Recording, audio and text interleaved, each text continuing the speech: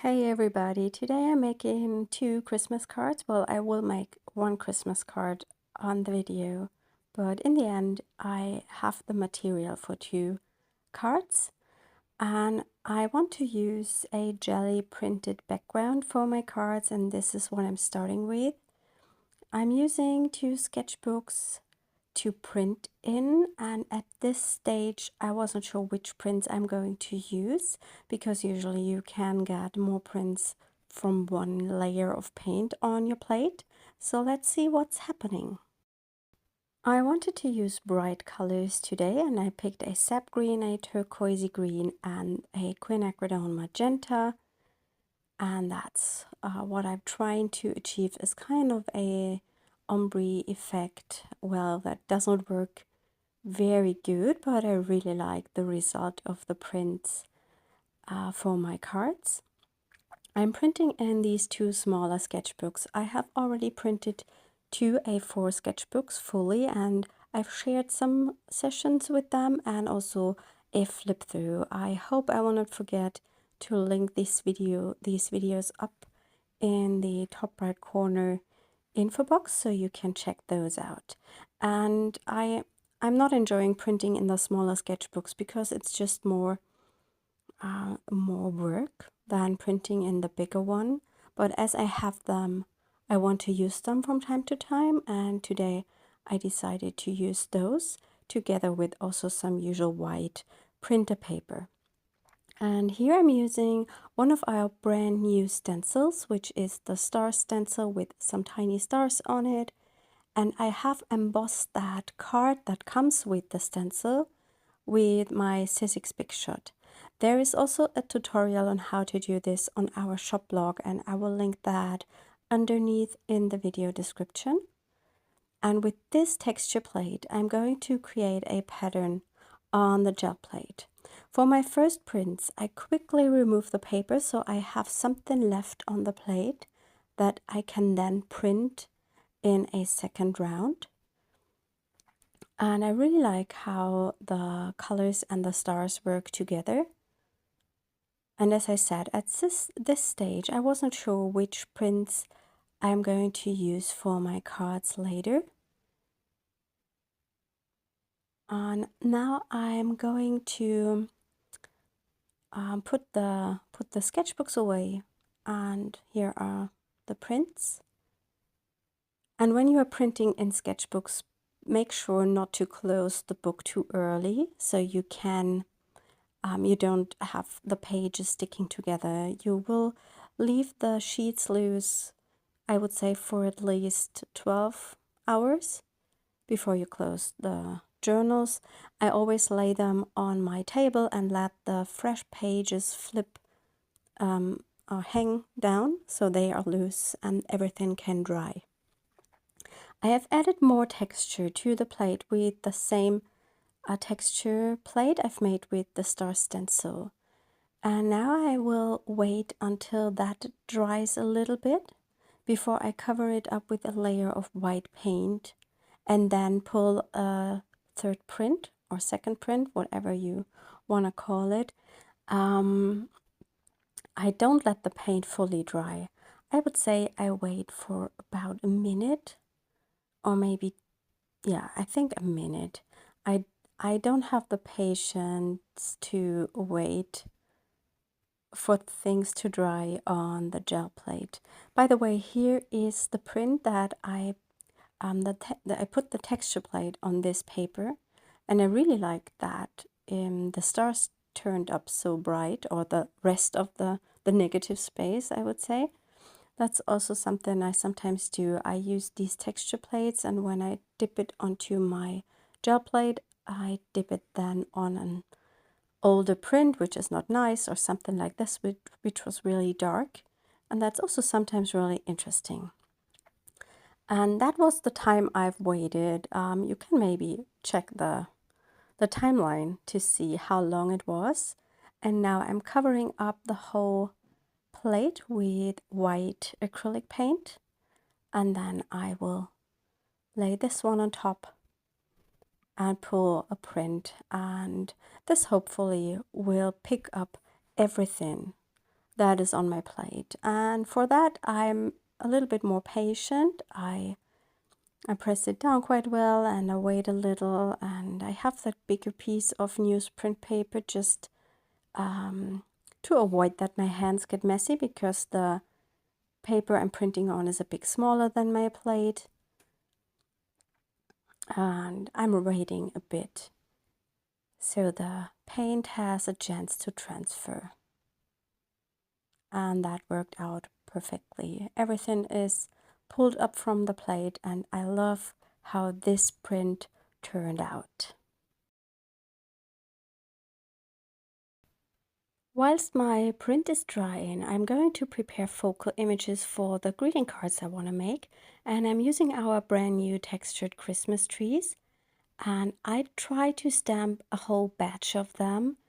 So I have some left for future projects, and I thought I'm going to use this stamping platform, and I try to stamp all at once. It's a bit tricky because when you have such a big area where you want to stamp, sometimes areas do not transfer to the paper, although you're using a stamping platform.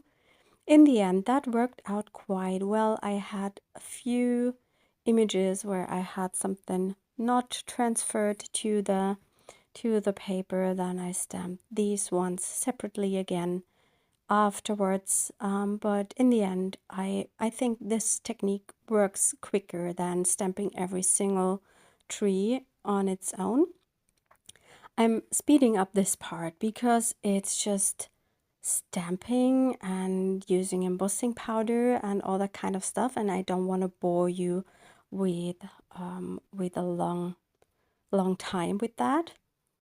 I have stamped all the trees with embossing ink, embossed them with white powder, and then I picked some of them out, and here I'm coloring them in with metallic watercolors, and I think these are turning out so lovely. And I really love embossed images and then with a metallic watercolors, because the embossing resists the watercolors, and that makes them, yeah, that just is perfectly, because if you're using normal stamping ink and then you go in with watercolors that have metallic pigments, they will cover up your outlines. Once these focal images are dry, I'm going to cut them out so I can use them on my cards. For my card background, I have cut a frame die with a deckled edge from the piece of paper. And now I'm going to stamp some of the stars from the set onto the backgrounds using glitter embossing powder. And I can tell you, I'm making such a mess with that glitter powder. I should have laid a piece of paper underneath right at the beginning, but I didn't, so everything gets quite messy.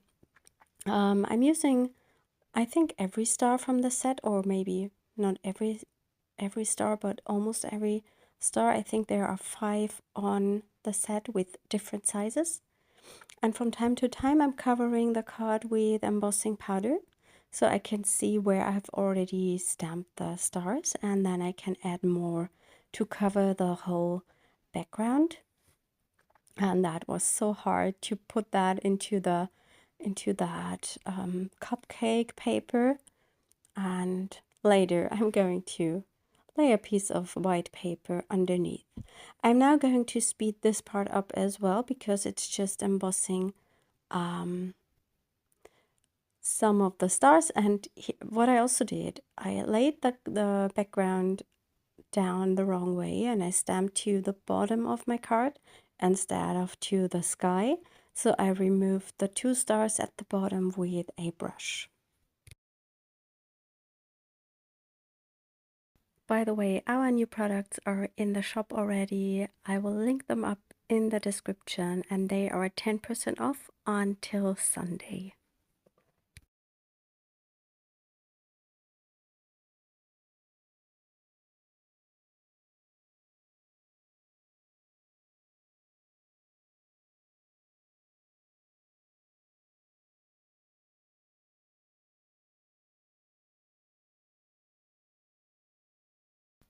Here I'm melting the powder, and you have to take a little bit care not to overheat the acrylic background, but usually it works out quite well.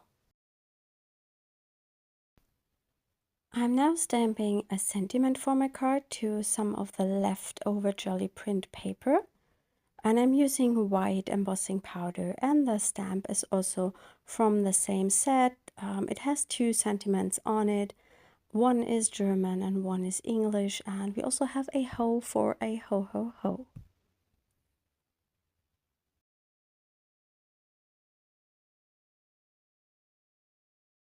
I'm going to cut the sentiment with a banner die so I can then mount it to my card.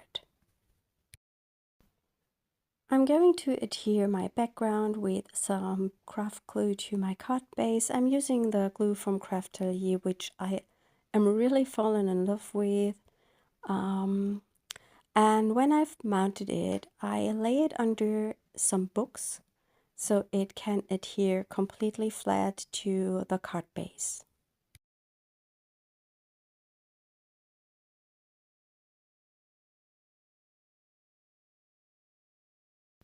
And here I'm back with the card, and I decided to make two of them, so I made a second one with the other half of the gel print, and I decided to make this one without any pink color, so it's not too pinkish for Christmas, and the other one has that pink on it. Finally, I have colored in 6 of the trees. And here I'm laying them out to see which ones I want to adhere to my cards and how I want to adhere the sentiments. For the second card, I've also used a leftover piece from that gel print, and I've stamped the English words and cut those out with a circle die.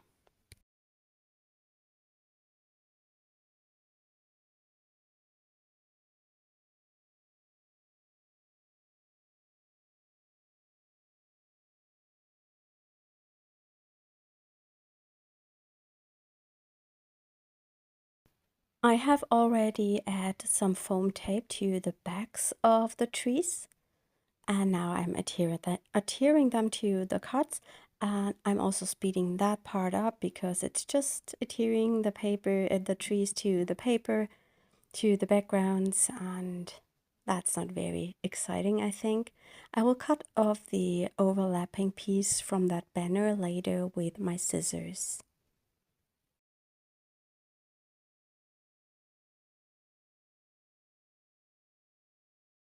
For that second card, I was not sure where to add a third tree or whether I should a third one, but then I decided it would be nice to maybe put this behind the other two and make it a little bit smaller. And then I decided to just try that out and cut that one apart and then adhere it behind all the others.